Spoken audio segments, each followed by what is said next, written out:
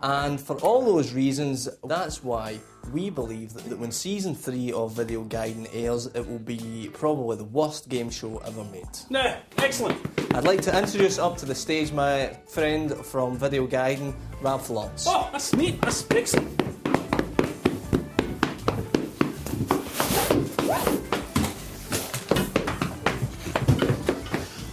I would like to talk to all of you today about this one single word.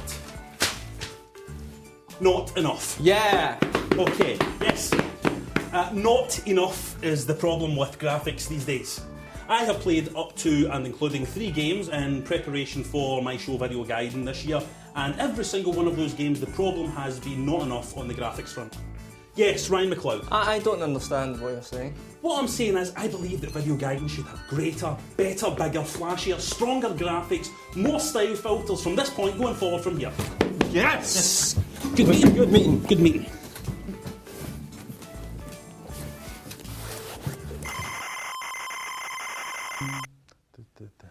Hello and welcome to Film 97, Game 97, Game 2007, and tonight we'll be talking Game 2008, and tonight we'll be talking about Kane and Lynch, the new movie, the new game from IO Interactive, the developers of such games as Hitman and Freedom Fighters. When it was announced that this game was going to be released on theatres, game consoles worldwide, there was a lot of hype and a lot of excitement about it because a lot of people said this looks like Michael Mann's Heat. A lot of excitement there, even though Michael Mann's Heat is an atrocious film with 2 past-it old bastards in it, and Val Kilmer. Kane and Lynch promised action, a strong narrative, and we believe those promises because IO Interactive have a good past history, so we trusted them. Let's take a look at some Kane and Lynch shots.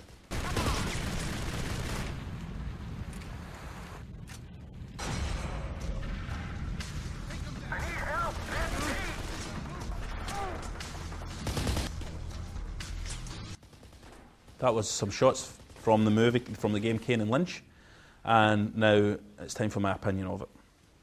My opinion of Kane and Lynch is that it is roundly rubbish from start to finish.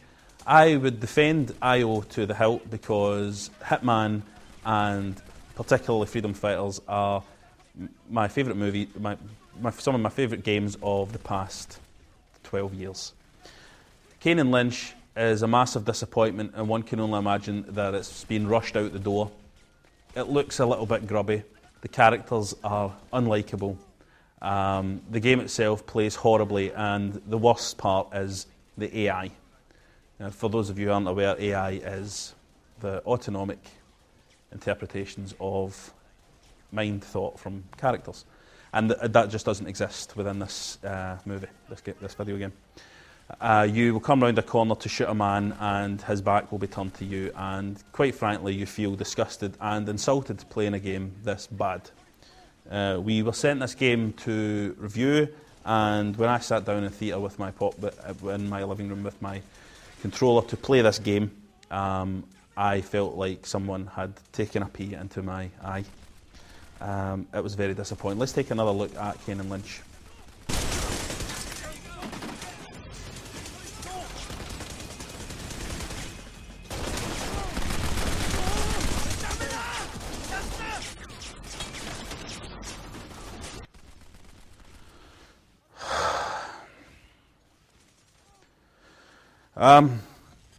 There's nothing more I can say real about Kane and Lynch apart from the hype that a lot of magazines put a lot of time into has brought shame upon the entire industry. And I don't want to exaggerate or sensationalise this too much, but the games journalism industry has been obliterated by this title. There have been people and killed over this abysmal game, and quite frankly, Hollywood is in trouble. The games Gollywood is in trouble for this. Now to talk about Ken Loach's new movie.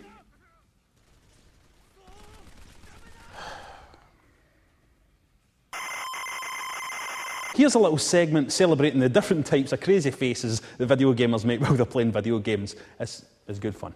Oh.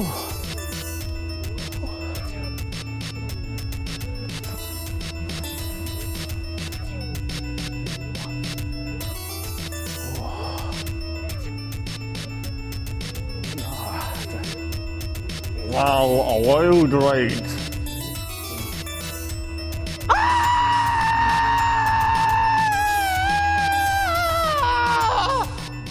Sorry, that wasn't actually as good as we'd expected. Sorry. Oh. Hello and welcome to the videoGaiden Worldwide Gaming News, Ryan. Yeah, let's hand over to Glasgow, Scotland and speak to Damien Murray in his shop. Damien. Happy New Year, Fat Rab, Fat Ryan. Our top selling titles of 2007 were at number 3, I Need a Wii, Halo 3. At number 2, I Done a Poo, Nintendogs. And at number 1, It's All Done, Brain Age. Well, that's a shocker. That's a turn Yeah, up for the books. Didn't see that coming. Turn up for the books there. We're going to England now over those grassy plains and lovely forests. We're flying over there and we're looking down and who do we see? We see that fine Englishman, Jeremy Laughlin. Hello there, I've no idea what you're talking about. The big news today in England is it's the 90th anniversary of the death of Lord Arnold T. Noseworthy, who did actually invent graphics in 1887 when he planted a tree and which sprouted forth the first ever Apple Mac. Over to you guys, that's the kind of news you get here. Jerry, I've just actually picked up on something there. I can hear a little twinge in your voice, is that? No idea what you're talking about, I love cricket. Thank you, Jerry. Well, pretty hard-hitting stuff. Fine upstanding Yorkshireman there. We're going to go worldwide. We're going to go to America. Hello, America. Incredible video game news. Tim and Eric at timanderic.com. I hear it's been a great week over there, guys. Actually, it's not too good. No. Tim told me today that he's leaving. Time that out. So it's going to be hard to work because one of us is gone. The issue is not whether we can work or not work, it's whether we can get along. And we're not at that place yet, but we're working towards it. It's a private issue, it's a private matter, and we prefer not to talk about it. So thanks for having us on your show, Rab and Ryan, and all the best. Yeah, thanks so much. Thanks, Tim.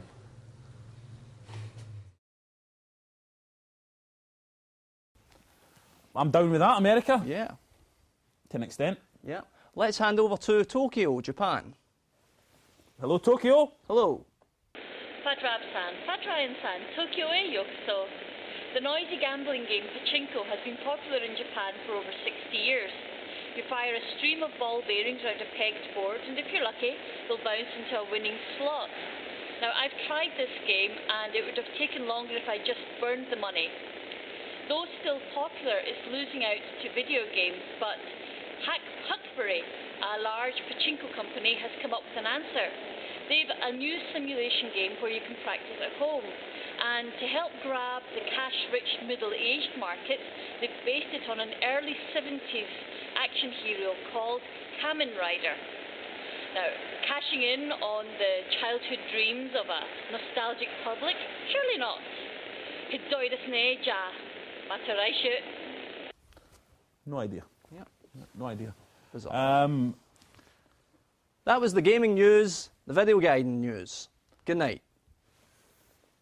When Koei releases a battle game, a game with big battles in it, with big units of army men running about attacking people, Ryan gets a funny look in his face, like he's constipated. I need to shut my eyes kind of and concentrate on no looking after.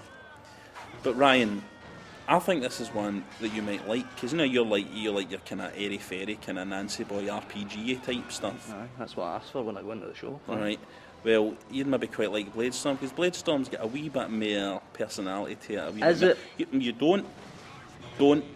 Is it boring? No, it's not boring. Is it wacky? No, it's not wacky. Well, I'm not interested, because that's the only two types of games I like. Look, you go into battle, right? And you're the leader, you're the front man of the battle, and essentially you're telling people what to attack. That's what it is. It's a strategy game. I'm in it. You're in it as a woman. Unbelievable. Busty blonde, Get Bladestorm. French. Ryan from videoGaiden. French, blonde, busty. It's strategic. It's a strategic game. And I know I say that games like Dynasty Warriors and stuff like that are strategic, I know. But that's just pillow talk, baby. They're not really. See, I told you. But Bladestorm has got a lot of depth. You know, and it even surprised me because I thought, oh, here's another game I'm going to have to build a defence for. And you know what? I don't even need to build a defence for it because it's great. It's great. All punters are going to like this if they give it a wee try.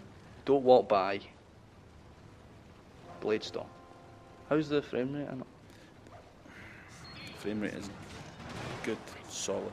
Excellent. It's an FPS. That's not an FPS. Sorry, I wasn't listening to what you said there. Oh dear.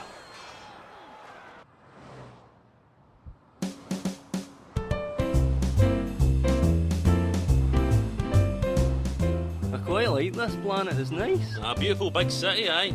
We probably need to make money somehow, eh? Aye, well... Oh, what? Oh. What? There's nothing doing there. Where is that? There's nothing doing there, right? I don't like it. The world is... and I've seen the abyss. There's no... And now on BBC Two Scotland. I'm Doctor Who. Doctor, why have we come back to 1986? Because I've got to check Zap magazine to see what Skojack and Nipper got you wonderful human to see if I was Doctor? right. No! Yes! Yes! No, Doctor, yes. we have to No, yes! We have to go back to the pyramids. Fantastic human! You're wonderful! You can Oh, Doctor, no! No, Doctor! Are you a man? Can you give me a kiss? Are you a man? Give me a kiss. It's 2008. Well done. Well done. Right, let's get started. Have you ever heard anyone make the argument that games like this are damaging to the industry? The industry that is the games industry, obviously. They say, this might be the first time a person plays a game, and if that game is too rubbish, then the person might take that to be representative of all games, and that damages the industry in the long term. I don't buy that argument. I just think it's a cleverer angle for someone to say, stop making really crap games, eh? You make my hobby look stupid in front of all the normals. Right, friends. Let me put forward an argument to back myself up, because I can tell you're really offended by how accurate my impersonation of you was there. You see, back in the day when people were playing Mario and Sonic games, there you go, on their home consoles, I was filling my days with games like Zool there. And I remember at the time thinking to myself, this is as good as it's ever going to get. This Zool game is brilliant. Oh man, wasn't it brilliant though, was it? Pretty far from brilliant. A lot further from brilliant than Mario or Sonic games were, that's for sure. I'm still playing games. I'm just kicking myself that I was a young idiot and I missed out on a more informed and cultured gaming upbringing. Right, I think I've stalled for time long enough. This game is terrible. What happens when you take two of the gaming industry's biggest icons and you put them together in the same game? Nothing. Nothing much happens at all, actually. This is me playing table tennis, by the way.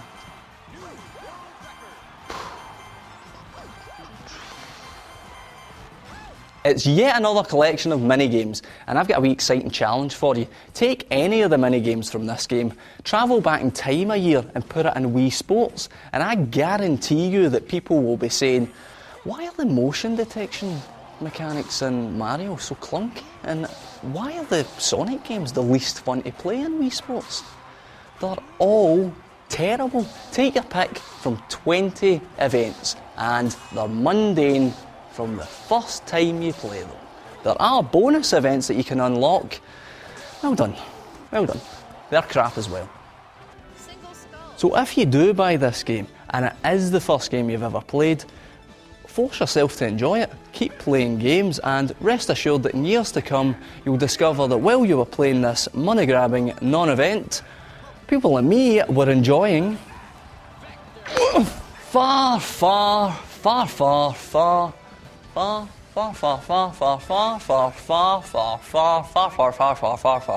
better games.